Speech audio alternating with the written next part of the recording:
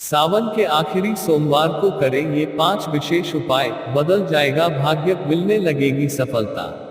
28 अगस्त को सावन का आखिरी सोमवार है। जो व्यक्ति सोमवार को भगवान शिव की पूजा नहीं कर पाया है, वो सावन के इस आखिरी सोमवार को पूजा अर्चना कर अपनी गलती सुधार सकता है।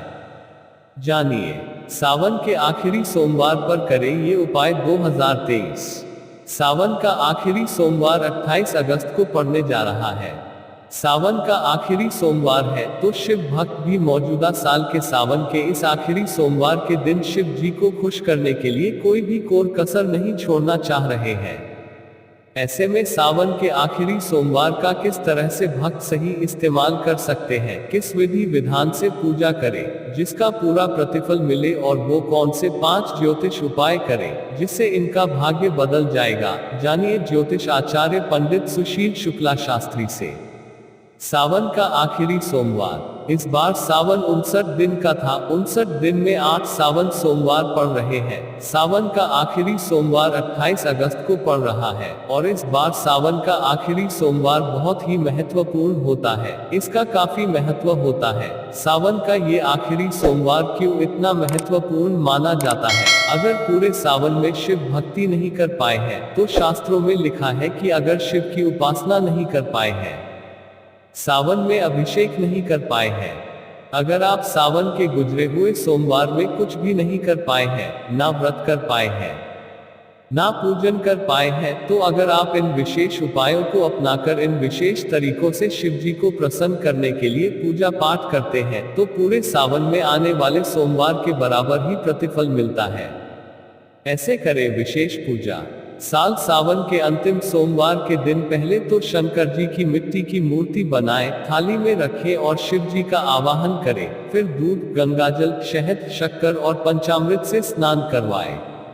भगवान भोलेनाथ को सफेद वस्त्र धारण करवाए, 51 बेलपत्र चढ़ाएं। वहां 3-3 दल के 21 या 51 बेलपत्र चढ़ाएं। धतूर मदार का फूल चढ़ाएं। वहां पर शिव चालीसा का पाठ और हवन आरती करें। तो शास्त्रों में वर्णित है कि अगर आप सावन के आखिरी सोमवार के दिन ऐसा कर लेते हैं, तो अगर सावन के सारे सोमवार में भी व्रत नहीं कर पाए हैं तो कोई भी बात नहीं है, लेकिन अगर सावन के आखिरी सोमवार में व्रत करके इस विधि विधान से पूजा पाठ करते हैं तो पूरा प्रतिफल मिलता है।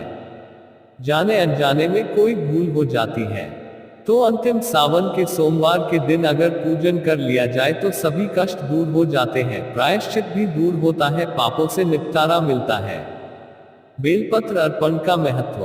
शिव जी पर जो बेलपत्र चढ़ाया जाता है, तो सावन के आखिरी सोमवार को जो बेलपत्र चढ़ाते हैं, तो शास्त्रों में लिखा है कि या तो करोड़ों कन्याओं का विवाह कर दे, या फिर सावन के आखिरी सोमवार के दिन शिव जी के ऊपर बेलपत्र चढ़ा दे, तो उसके बराबर ही पुण्य फल मिलता है।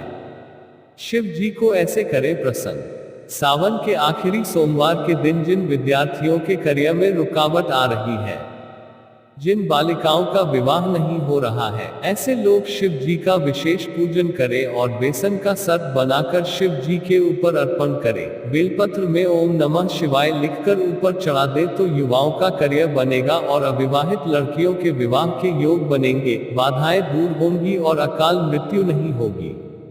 1 वर्ष तक शनि के प्रकोप से पाए मुक्ति।